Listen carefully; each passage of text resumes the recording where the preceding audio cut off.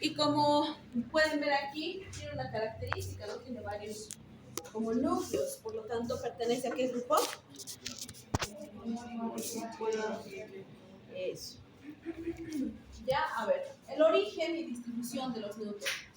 Pues de hecho, el origen tiene que ver, como todas las células, a partir de lo que es la célula madre, ¿no? A nivel de lo que es la médula ósea, que ya hemos estudiado bien, que en los niños se encuentra en los huesos largos y en los adultos se encuentra a nivel de lo que es esternón y costillas, ¿no? Eso significa que los neutrófilos están renovando constantemente, aún seamos adultos, no solamente existe en la etapa embrionaria o en la etapa de la niñez. Entran, dice, la circulación en procesos infecciosos o inflamatorios. En caso de que un paciente se encuentre ante algún ataque de algún microorganismo, puede ser ante alguna bacteria, algún virus, ya, o sea, en un momento agudo. En cuanto ingresa la infección, sucede esto. O la inflamación, como es el caso de la apendicitis. La apendicitis no siempre es infectada, ¿no ves? La apendicitis, ¿qué significa? Inflamación del apéndice. Por ahí dicen otra cosa, ¿no ves? Inflamación del apéndice. Entonces resulta que al inflamarse es como si llamara a los neutrófilos para que estos empiecen a luchar. Bueno, dice la interleucina 3, secretada por los macrófagos y los leucocitos. Los linfocitos actúa sobre la célula madre de la médula, o sea, esta, digamos, como que va a ser la interleucina 3 la que va a llamar, la que va a avisar que los neutrófilos empiecen a producirse. Dice, ¿no? Otros que son la CXL12, producida por el estroma de la médula, retienen los polimorfonucleares, que es uno del neutrófilo de los polimorfonucleares en este órgano, a fin de asegurarse una buena reserva. Entonces, la interleucina 3 va a hacer que haya más producción, pero la CXL12 va a hacer que haya reserva de los neutrófilos, ¿ya? ¿Para qué queremos reserva? Porque en cualquier momento puede llevarse a cabo algún tipo de infección, algún tipo de inflamación, una persona que pasa y de pronto había estado con una estafilococia, te toca la mano y listo, empieza la infección, ¿ves? La médula ósea dice produce aproximadamente 7 millones de polimorfonucleares por minuto. Entonces, la médula ósea está constantemente trabajando para que esto se lleve a cabo. Su producción está controlada por los factores GSF o estimulador de la formación de colonias, que estos siglas son en inglés, ¿no? De los granulocitos, y se produce como respuesta a la interleucina 17. Está sintetizada también por diferentes linfocitos.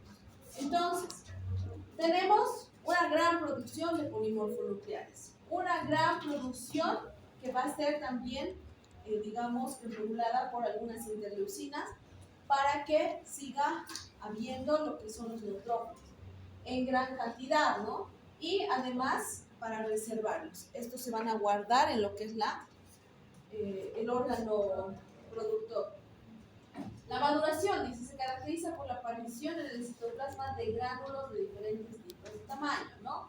Entonces, dentro de lo que es el citoplasma de los neutrófilos empiezan a aparecer gránulos importantes para hacer precisamente la acción para la que han sido llamados. ¿Cuál era la acción para la que han sido llamados? La acción fagocitar, ¿no? El plan es fagocitar. Y bueno, pues esta es, digamos, más o menos la cadena por la que va atravesando lo que son los neutrófilos. A partir del mieloblasto, promielocito, mielocito, metamielocito, neutrófilo en banda y finalmente el mismo neutrófilo. Y fíjense que poco a poco el núcleo se va separando, va apareciendo más núcleos hasta que llega justamente a lo que es el neutrófilo y la aparición de los gránulos en cada una de las partes del citoplasma en la que se encuentra, ¿no?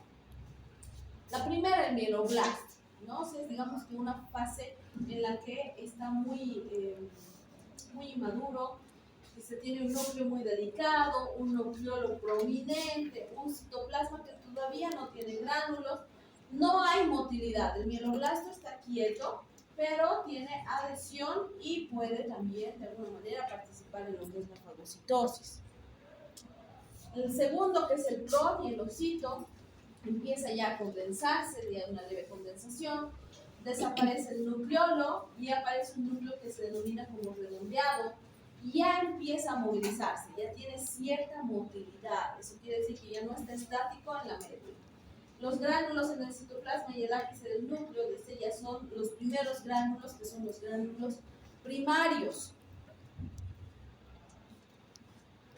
El mielocito va avanzando y es así que se va formando, digamos, un poquito ya más cantidad de gránulos y poco a poco va a ir también a dividirse todo lo que es el núcleo, ¿no? Haciéndose como polinucleado, digamos, ¿no? Ausencia del nucleolo, empieza a condensarse la cromatina, motivo por el cual también se va a teñir.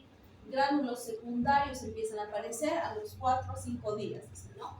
Entonces, lo que es el promielocito tiene los gránulos ya primarios, pero lo que es el mielocito ya cuenta con los gránulos secundarios. De hecho, tenemos 3 tipos de gránulos, ¿no? Los gránulos que están en el citoplasma y en el ápice, dicen, del núcleo, que son los famosos gránulos primarios que ya los teníamos en la con el promielocito. El metamielocito, dicen, ya su tamaño es mayor, mide más o menos de 10 a 18 micros, ya no es tan pequeñito. Su forma dice que es redondeada, ya presenta una hendidura, o sea, ya va empezando a lobularse, que le da apariencia de frijol, algunos incluso dicen apariencia de riñoncito, ¿no? Y la cromatina ya se compacta, o sea, ya se condensa. Presenta granulaciones específicas o secundarias, las cuales ya contienen algunas enzimas como la fosfatasa alcalina, lisozima, aminopeptidasas, colagenasa y proteínas básicas. Todo eso para reconocer y poder capturar también a lo que son los microorganismos externos y de esa manera colaborar con la fagocitosis. Sin embargo, todavía es una forma inmadura. En banda ya es un poquito, digamos, como que más específico, ya empieza a tomar una formita. Fíjense cómo está su núcleo, ya aparece una bandita realmente, mide entre 10 y 12 micras, se está haciendo un poco más pequeñito.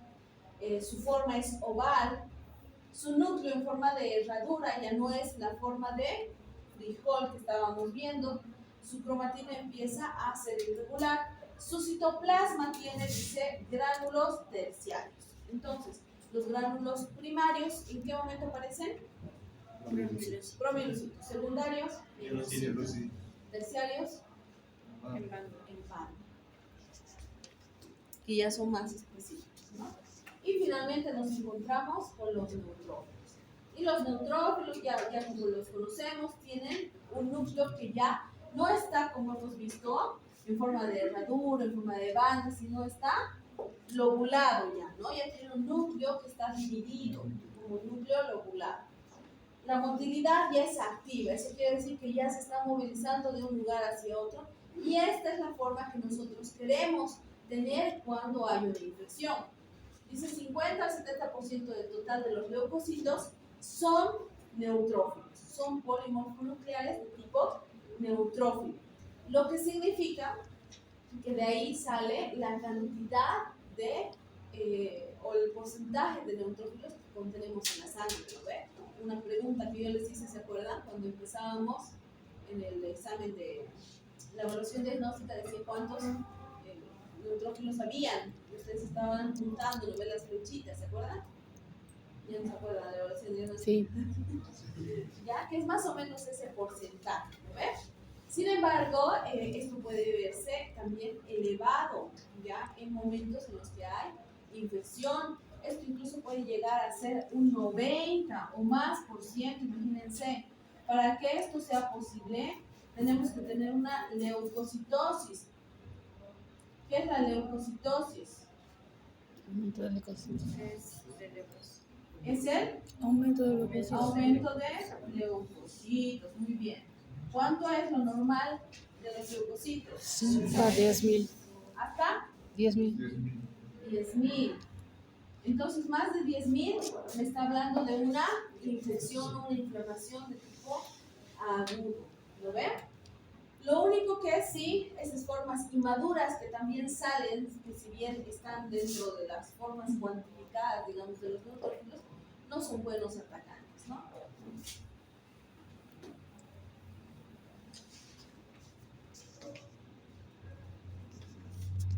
Lo que decíamos, ¿no? Entonces, que más o menos ocupa 55-65%, dependiendo de la literatura que encontremos, pero del total de lo que son los leucocitos. Son neutros, dice, no se tiñen, ya porque ya al finalizar la cromatina, hemos dicho, se está dispersando. Defensas del huésped contra bacterias, hongos invasores o desechos celulares en caso de inflamaciones, ¿ya? Viven aproximadamente 8 horas y están constantemente produciéndose en la médula ósea.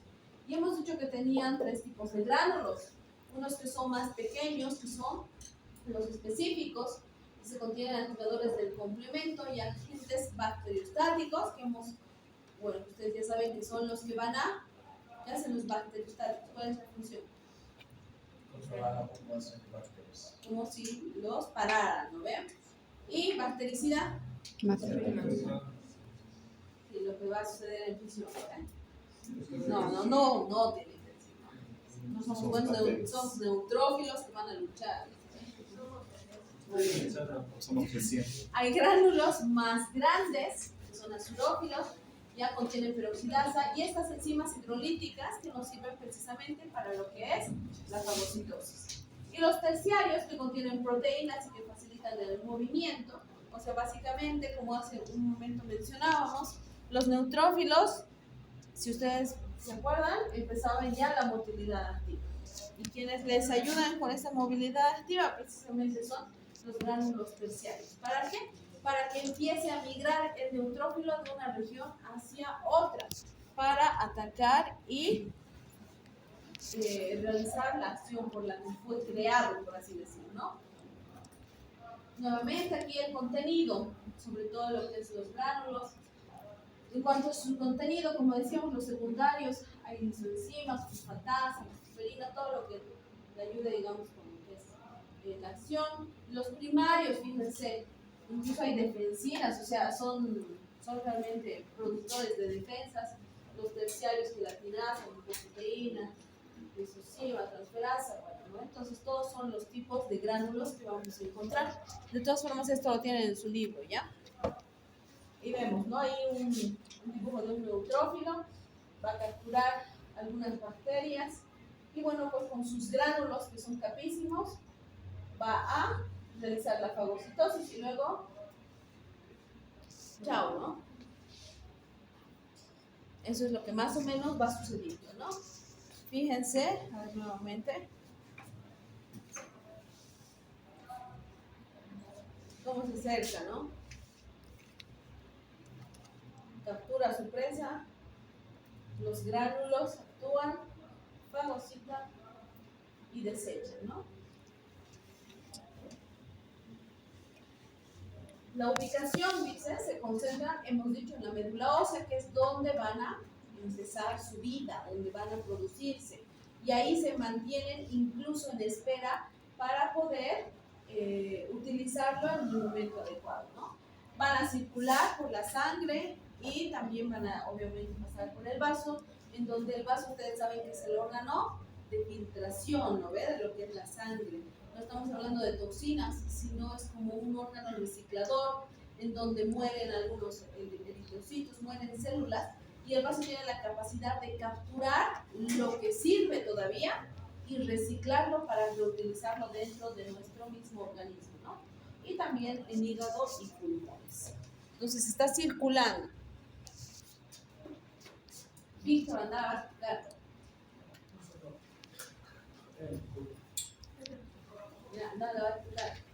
Bien, la estructura. Hace un momento hemos dicho que la forma que va apareciendo en un inicio, digamos, es un poquito más redondeado, luego haciéndose oval. Y bueno, pues son como esféricas finalmente los neutrófilos.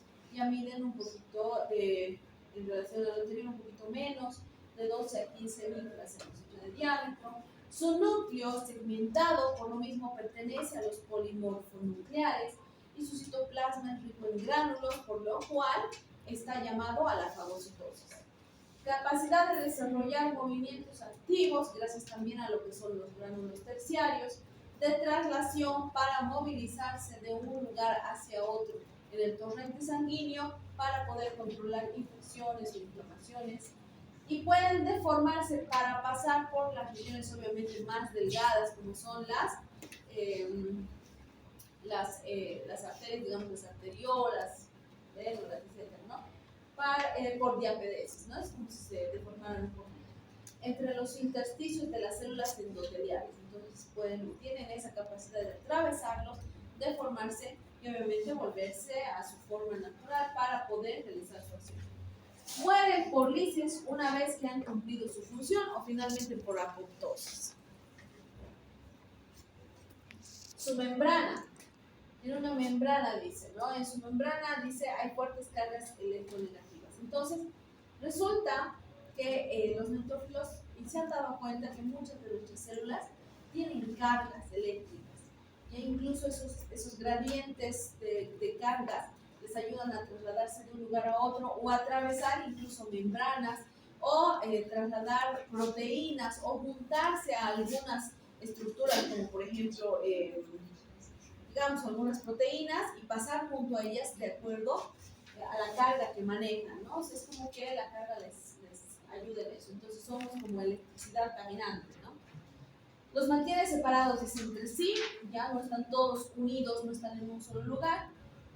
Y bueno, separados también del endotelio vascular y no está pegado a lo que es la pared vascular, sino que están circulando dentro del torrente sanguíneo.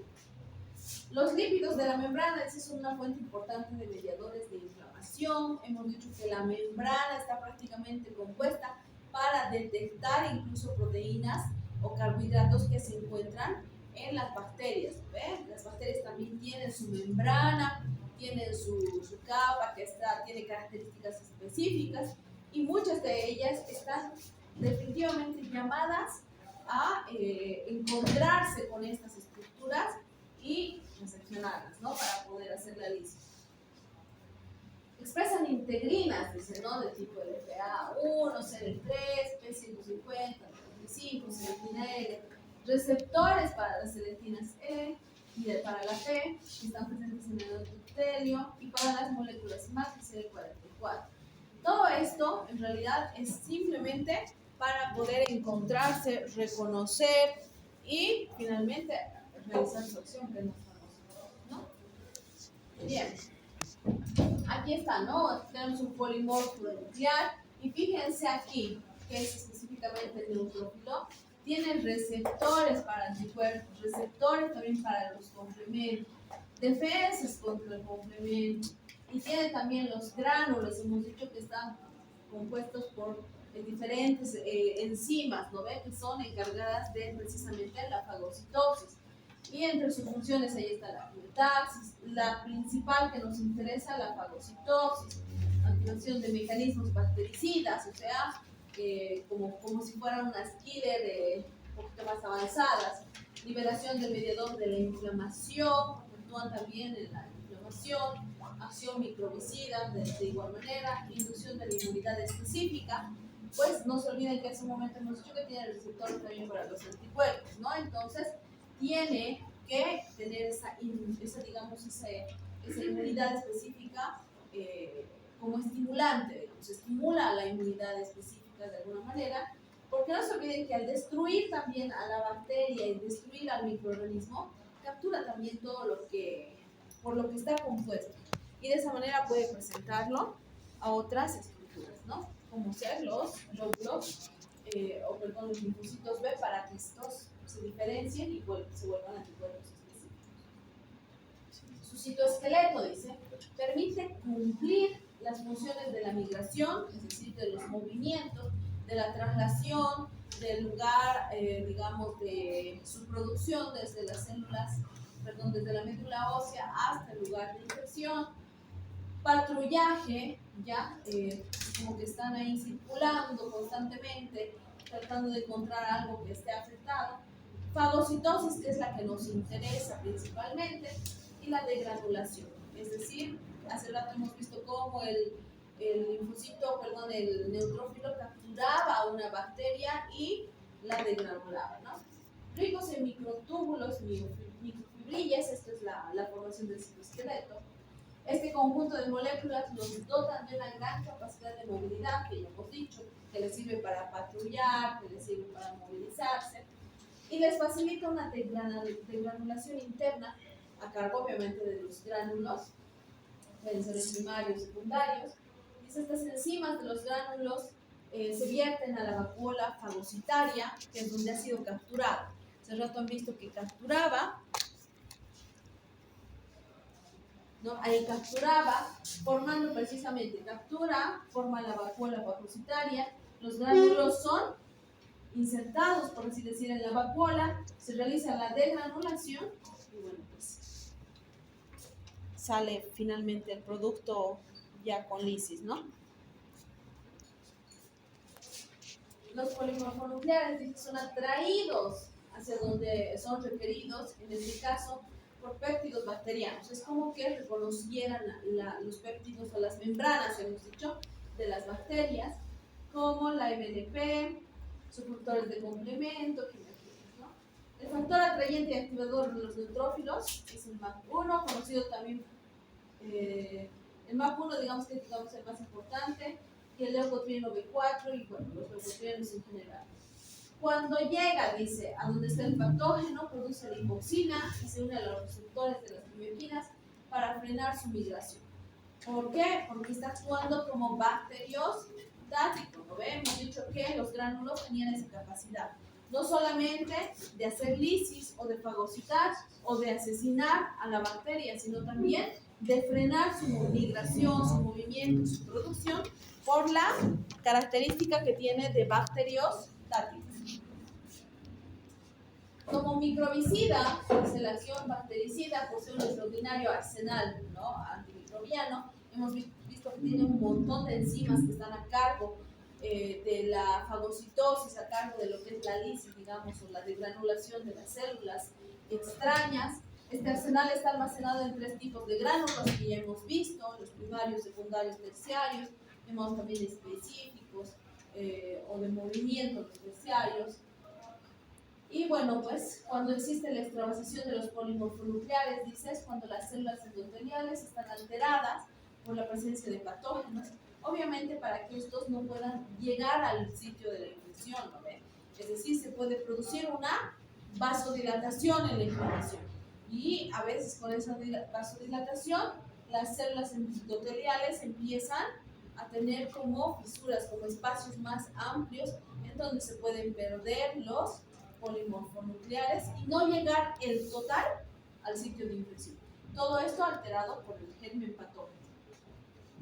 Inicia la expresión de las moléculas de adherencia que les permite atrapar a los polimorfonucleares y pues propiciar el paso a los tejidos, ¿no? Es decir, iniciar lo que es la lisis. Transmigración. Ya estamos viendo que el polimorfonuclear, o en este caso el neutrófilo específicamente, tiene esa capacidad de movilizarse de un lugar hacia otro, ¿no?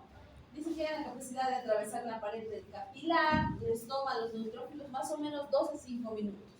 Entonces tiene un tiempo para poder atravesar esta pared. Atraviesan la membrana basal y les toma esos 5 a 15 minutos. Entonces, más o menos, una respuesta de los neutrófilos la tenemos en unos 15 minutos, que empiezan a formarse, digamos que el sitio donde hay una lucha, donde está el campo de batalla, ¿no? Los efectos de los polimorfonucleares en los tejidos, su presencia, dice, en los procesos inflamatorios estériles. Cuando hablamos de estériles, significa que son regiones inflamadas en las que no hay presencia de bacterias, de infección, pero sí son regiones inflamadas, ¿ya? Puede ser perjudicial, puede ser perjudicial por la liberación innecesaria de radicales de oxígeno que ocasionan daño muscular. ¿Existen los polimorfonucleares en la inflamación? Sí. No necesariamente tienen que haber las bacterias, ya sabemos, ¿no? Y cuando no hay bacterias, no hay pus, cuando no hay infección, en el caso, digamos, no hay crecimiento bacteriano, significa que es una inflamación estéril, ausente de bacterias. pero al ser un lugar de inflamación, dice, es perjudicial que se suelten estos radicales de oxígeno que podrían lesionar al vaso. Entonces, si el vaso se lesiona, incluso puede haber algún tipo de trombos, ¿no ven? Entonces es peligroso.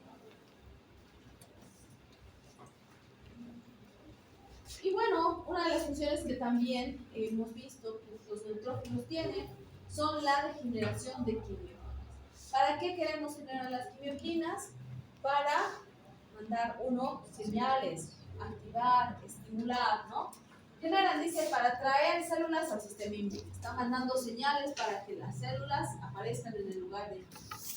Generan citocinas proinflamatorias. ¿Para qué? Para que los vasos empiecen a dilatarse, ensancharse, y de ese modo llegue más sangre a la región inflamada, y de ese modo lleguen más neutrófilos para poder luchar, ¿no? Generan quimioquinas para atraer factores formadores de colonias de polimorfonucleares y macrófagos.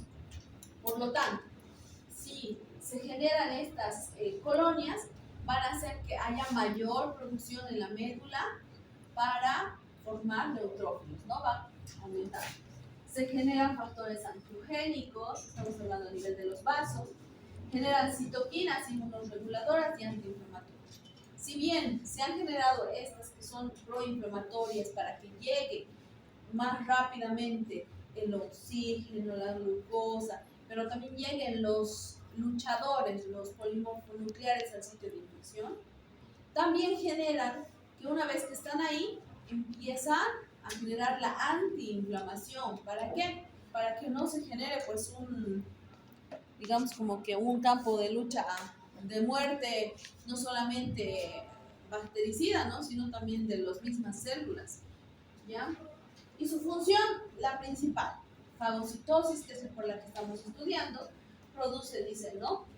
Algunas interleuquinas, hemos dicho, participan activamente en procesos inflamatorios y junto a los macrófagos participan por respuestas más específicas.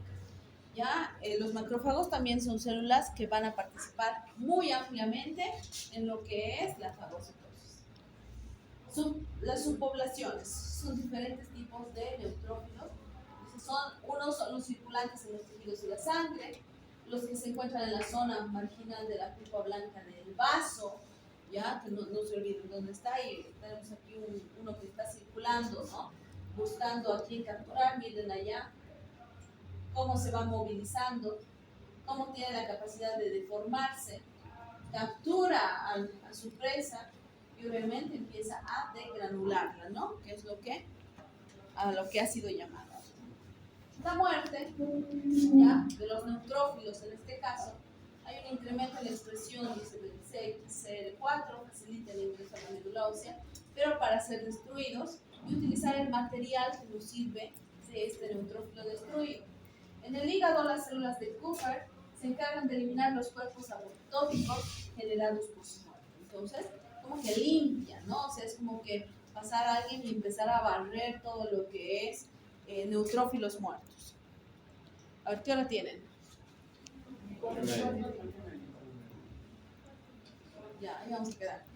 Estudien.